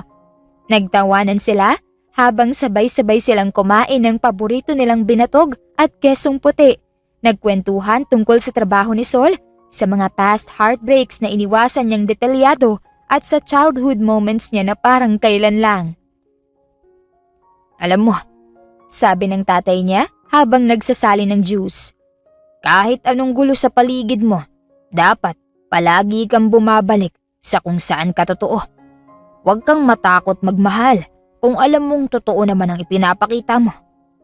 Kinabukasan, mainit pa ang sinag ng araw na pumasok sa bintana ng kwarto ni Sol. Medyo antok pa siya nang marinig ang katok sa pinto, kasunod ang boses ng nanay niya. Anak, gising na! May bisita ka! Ha? Medyo paos ang boses ni Sol. Sino po? Ewan ko. Sabi niya, suitor mo daw siya. Nanlaki ang mata ni Sol. Ha? Seryoso ba yan? Seryoso rin ang suot. Polo at flowers pa, oh. Medyo kinikilig ang tono ng nanay niya. Napabalikwas ng bangon si Sol. Dali-daling nagsuot ng hoodie at pinilit ayusin ang buhok bago lumabas ng kwarto. Paglabas niya sa sala, halos matigilan siya. Si Liam, nakatayo, naka-dark blue na polo. May hawak na bouquet ng fresh tulips. At may ngiti, pero may halong kaba din siyang napansin dito. Good morning, Sol. Bati ni Liam. Sabi mo kagabi, masaya ka. Gusto ko lang sanang siguraduhin na mas masaya ka ngayong araw. Nagtawanan ang mga magulang niya sa gilid. Pero hindi na nila mapigil ang kilig. Si Sol, natigilan at namula, pero hindi mapigilang ngumiti. Liam, anong ginagawa mo dito? Tanong ni Sol at pinipigilan ang kilig. Diba sabi ko, liligawan kita.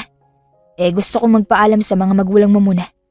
Napatingin si Sol sa parents niya na parehong nakangiti at parang wala nang mas hihigit pa sa kilig na nararamdaman nila para sa anak nilang babae.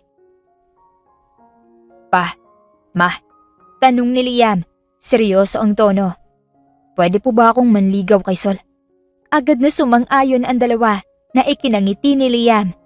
Matapos ang nakakakilig na pag-amin ni Liam, niyaya siya ng nanay ni Sol na mag-breakfast muna. Ay nako, hindi ka makakaalis dito nang hindi mo natitikman ang luto ko, iho. Ngumiti si Liam. Kung luto mo po, tiyak panalo yan. Mukhang approve ka na agad ha. Sabay tawa ng nanay ni Sol. Umupo si Liam sa mesa kasama ang magulang ni Sol habang si Sol naman tahimik pero pinapanood sila. Hindi makapaniwala sa nakikita. Sanay siya na si Liam ay cold, intimidating at mysterious. Pero ngayon, parang ibang tao. Relax at marunong makisama.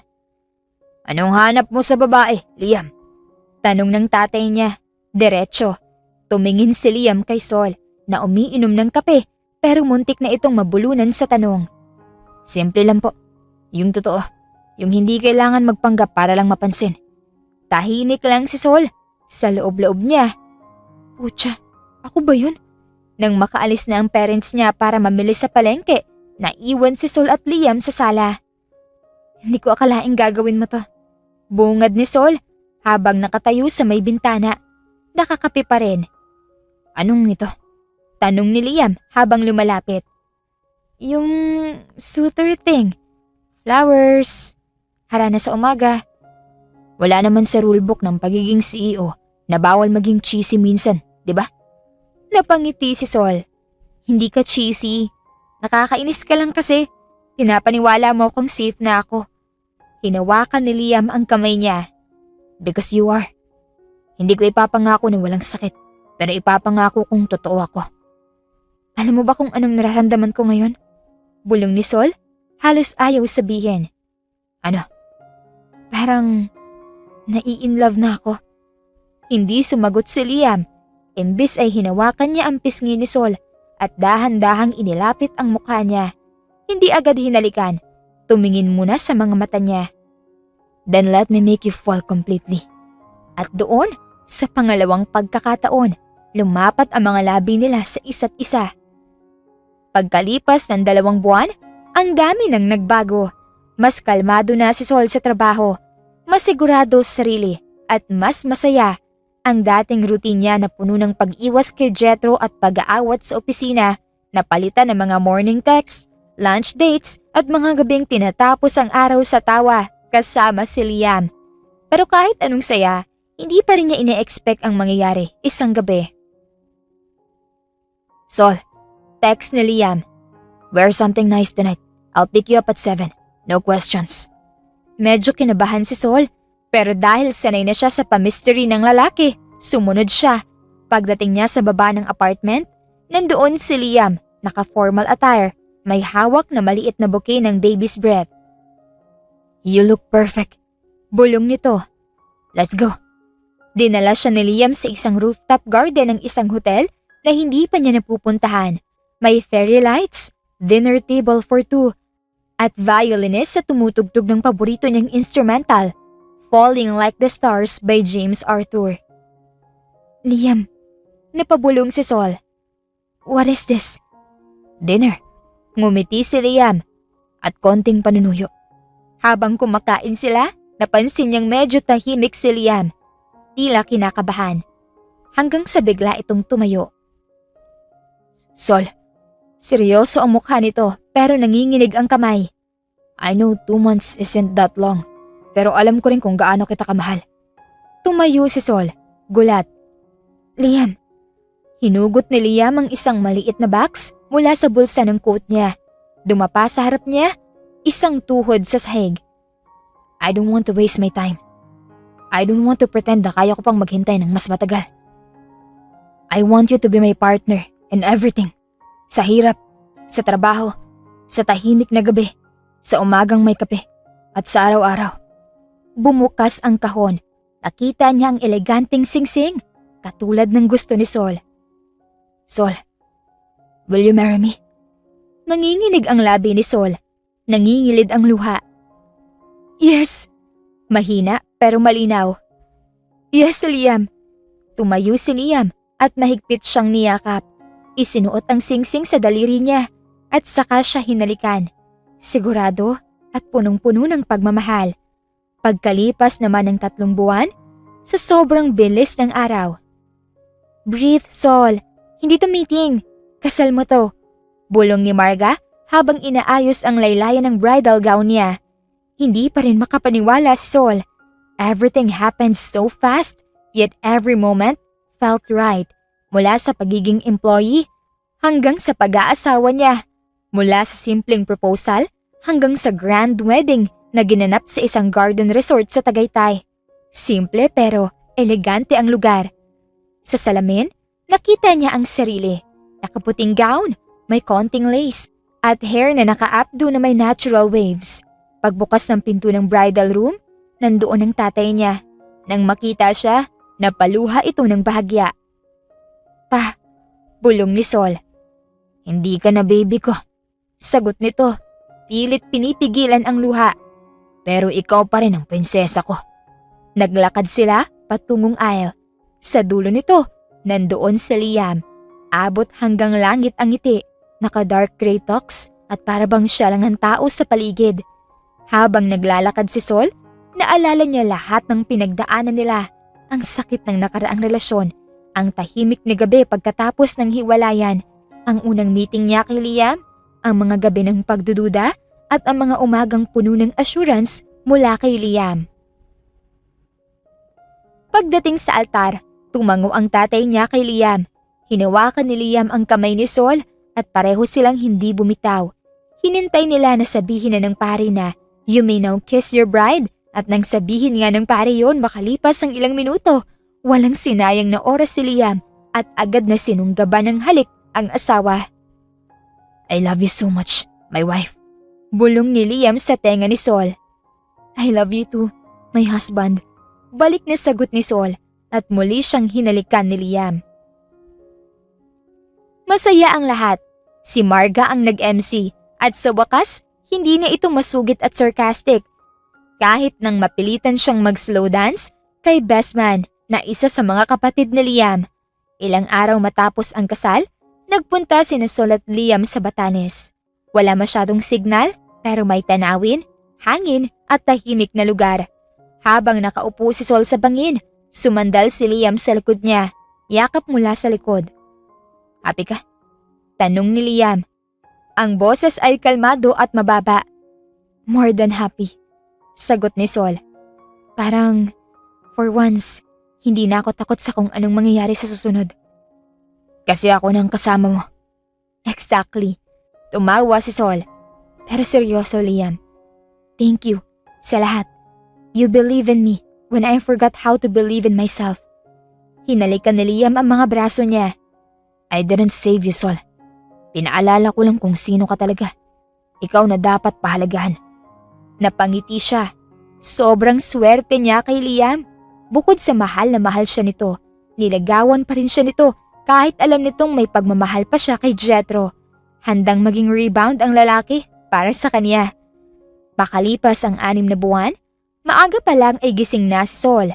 Nakaupo siya sa garden ng bagong bahay nila ni Liam na ipinagawa nito para sa kanila. May bitbit siyang gatas habang pinagmamasdan ang kalangitan. Lumabas si Liam, bagong gising, magulo pa ang buhok at nakasuot lang ng plain white shirt at gray na pajama pants. "Bakit ang aga mo?" Tanong niya habang naglalakad papunta kay Sol. "May gusto lang akong sabihin." Sagot nito, may ngiting medyo kinakabahan. Umupo si Liam sa tabi ni Sol. Hinalikan niya muna ang asawa.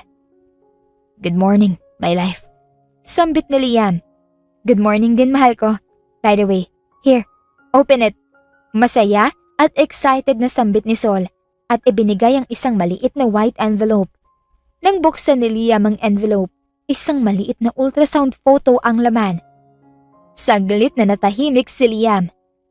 "Sol, is this..." Hindi makapaniwalang sambit nito. Dahan-dahang tumango si Sol. "You're going to be a dad." Tinitigan siya ni Liam. parang hindi makapaniwala. Tumayo ito, lumuhod sa harap ni Sol at niyakap ng mahigpit. Halos mangiyak-ngiyak. "Best gift ever," bulong ng lalaki. "You've given me everything." Masayang sambit ni Liam at binuhat si Sol papasok. "Gawin nating kambal." Mapang-akit na bulong ni Liam at isa-isang hinubad ang suot ng asawa. Nang mahubad na nito lahat, parang bata nitong dinilaan ng bawat parte ng dibdib ng babae. Pagkatapos, sunod naman niyang tinanggal ang suot niyang damit at walang sawang inangkin si Sol. Sa isang playground, may batang lalaki na tumatakbo habang hawak ang laruang airplane. "Papa, look!" Sigaw ng bata. Tumawa si Liam habang hinahabol ito. "Sige pilot, baka mag-crash ang eroplano mo." Natutuwang habol ni Liam. Samantalang nakaupo si Sol, may dalang snacks. May baby carrier sa tabi niya kung saan mahimbing na natutulog ang pangalawa nilang anak, isang baby girl. Habang pinagmamasdan ng asawa at anak na naglalaro, hindi niya mapigilang ngumiti. Lumapit si Liam, pawis pero halata ang saya sa mukha. "Love, bilis ng anak natin.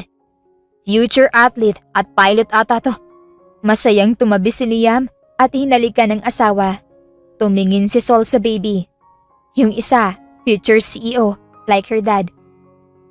Maraming pinagdaanan, pero lahat ng yun, naging daan para marating ang araw na ito kung saan buo siya, buo ang pamilya niya, at buo ang pagmamahal na natanggap niya.